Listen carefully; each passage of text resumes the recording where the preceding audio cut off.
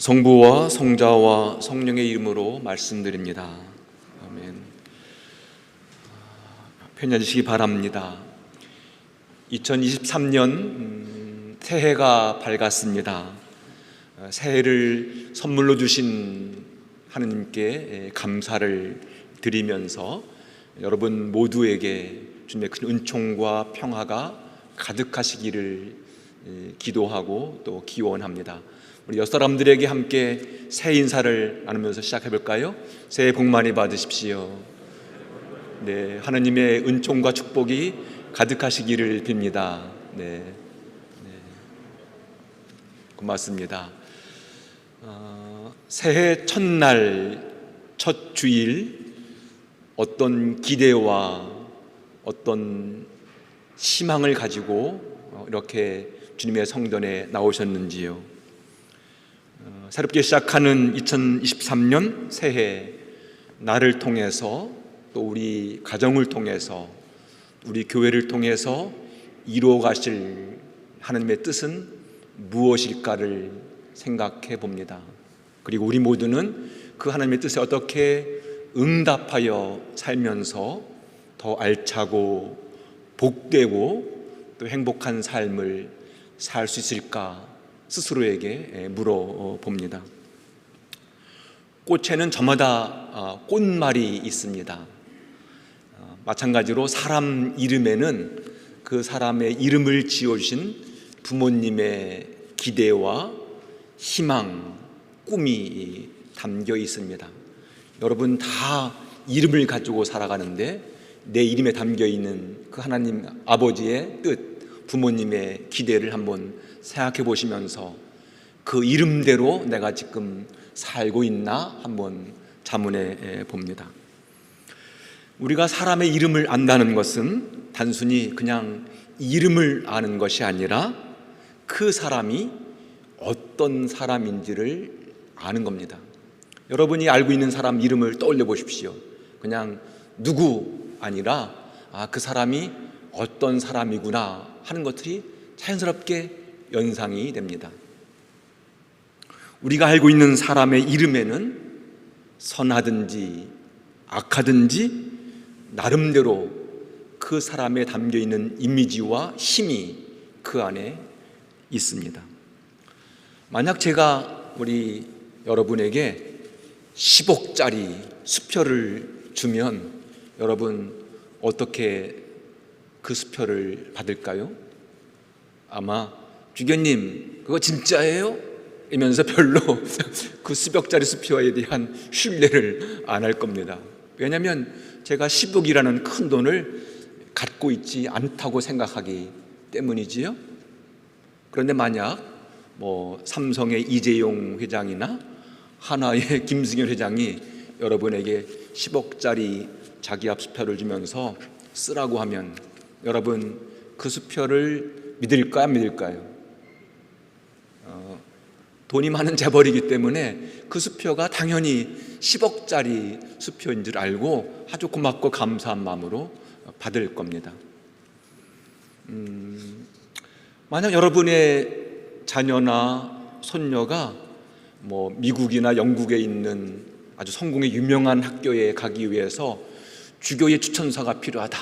그래서 제 추천서를 받아서 가지고 가면 그 추천서는 효력이 있을까요? 없을까요? 네, 있습니다. 성공회에서 서울 교구장의 추천서는 나름대로 또 효력이 있습니다. 사람으로서 자신의 이름대로 살아가는 사람이 있지만 또 전혀 그렇지 못한 사람들도 참 많습니다. 여러분 스스로는 어떤지요? 내가 내 이름대로 이름값을 하고 살고 있다고 생각하십니까? 아니면 전혀 내 이름대로 살지 못해서 아쉬운 마음을 갖고 살고 있는지요? 오늘은 거룩한 이름 예수 성명 축일입니다. 예수님이 예수라는 이름을 받은 날이지요. 오늘 복음은 이렇게 마무리하고 있습니다. 여드레째 되는 날 아기에게 할례를 베푸는 날이었다. 그 날이 되자 아기가 잉태되기 전에 천사가 일러준 대로 그 이름을 예수라 하였다. 유대인들은 아이를 낳으면, 특별히 사내아이를 낳으면 8일째 되는 날 성전에 가서 할례를 베풀었고 또 이름을 지어 주었습니다. 할례를 베푼다는 이야기는 이 아기가 내 아들이기도 하지만 하느님의 아들입니다라는 그런 믿음의 고백이었습니다. 그리고 8일째 되는 날 드디어 이름을 지어 주었습니다. 1세기 유대 땅에 살고 있는 사람들은, 많은 사람들이 자식을 낳으면 예수라는 이름을 지어서 불렀습니다. 이 예수라는 이름의 의미는 주보에 나온 것처럼 하느님은 구원이시다라는 그런 말이 담겨 있습니다.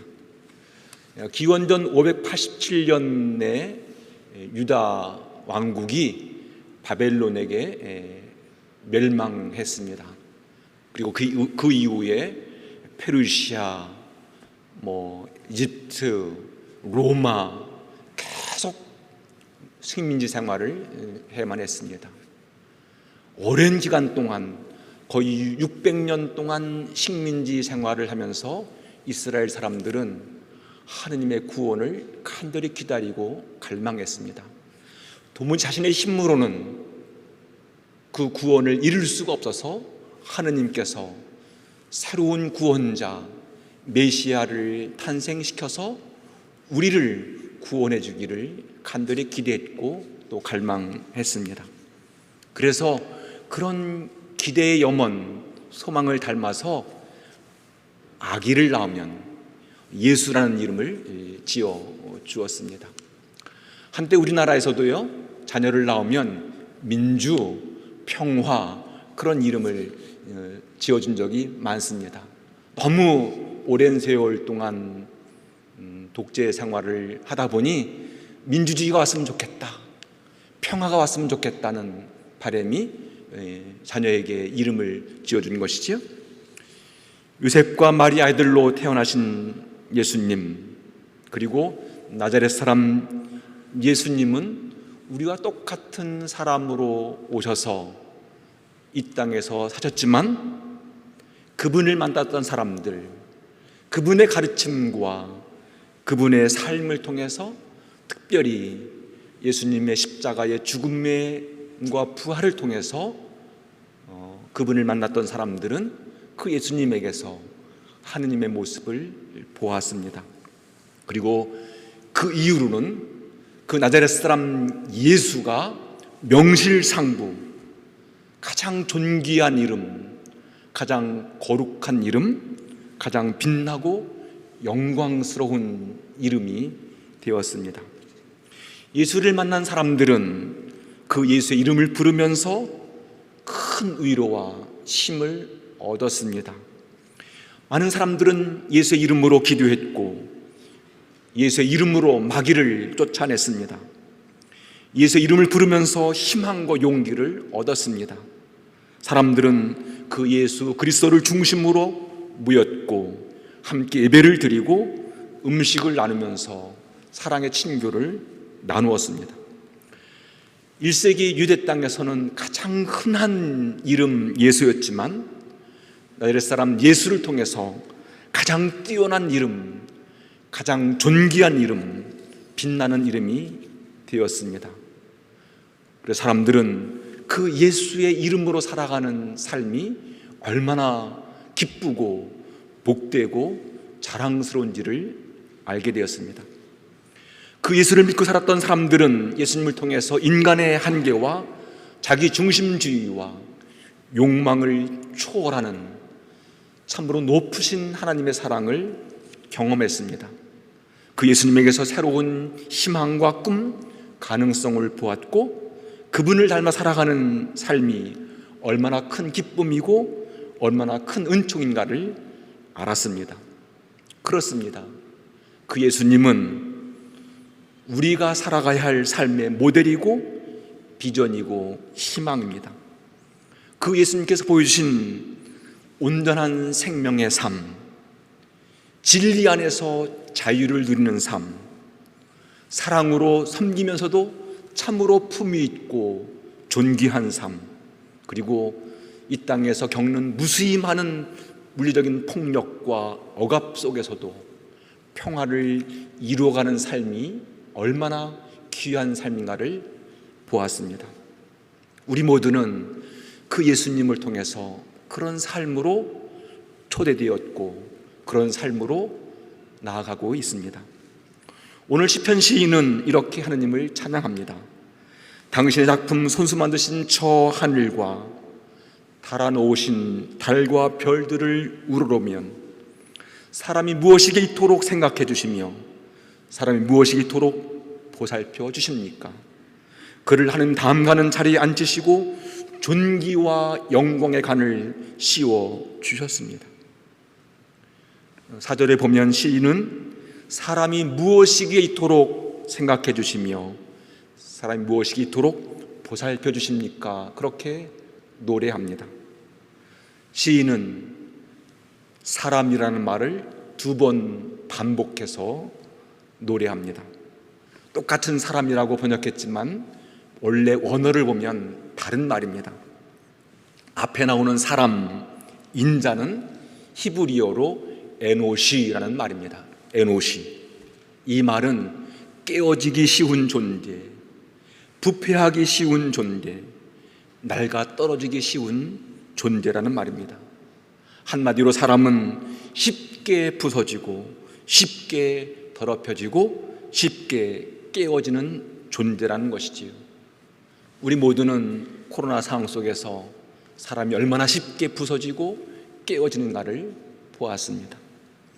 시편 시인은 이렇게 나약한 인간을 하나님께서는 무엇 때문에 이토록 생각해 주시는가 그렇게 묻습니다. 뒤에 나오는 사람 인자는 히브리어로 벤 아담이라는 말입니다. 이 말은 흙의 사람, 흙의 아들이라는 말입니다. 사람은 흙으로 지음받아 태어났으니 마침내 흙으로 돌아갈 인생이라는 것이지요. 한마디로 이 흙의 사람은 유한한 존재, 언젠가 죽을 수밖에 없는 그런 존재라는 말입니다. 한마디로 우리 모두는 영원한 존재가 아니라 이 육체적 삶은 언젠가는 끝난다는 말이기도 합니다. 시편 시인은 이렇게 유한한 인간을 하나님께서는 무엇 때문에 이토록 보살펴 주시는가 또 묻습니다. 그에 대한 시편 시인의 깨달음은 인간이 하느님을 닮은 존재라는 겁니다. 하나님의 형상을 닮은 존재라는 겁니다. 깨어지기 쉽고 부서지기 쉬운 존재이지만, 유한한 존재이지만 하느님을 닮아서 존귀한 삶을 살아가는 존재. 그래서 인간에게 당신의 존귀와 영광의 관을 씌워줬다고 시편 시인은 노래합니다. 우리는 2023년을 선물로 받았습니다. 우리가 받은 선물, 새해 2023년은 바로 어제까지 살다가 죽은 사람들이 정말 간절히 살기를 바라고 소망했던 날들이고 해입니다. 우리가 잘나고 우리가 의롭고 우리가 신실해서 받은 선물은 아닙니다. 어쩌면 아직 부족하니 좀 더 잘 살라고 주신 은총의 선물입니다. 하나님께서는 우리에게 당신을 닮은 사람으로서 더 빛나는 삶을 살기를 원하시면서 2023년을 선물로 주셨습니다. 하나님을 닮은 존재로서 하나님 이름을 빛내며 살기를 원하면서 2023년을 선물로 주셨습니다. 참으로 고맙고 감사한 마음으로 새해 첫날처럼 우리에게 다가오는 모든 날들을 그렇게 살아가기를 원하실 겁니다. 오늘 서신에서 바울 사도는 이렇게 당부합니다.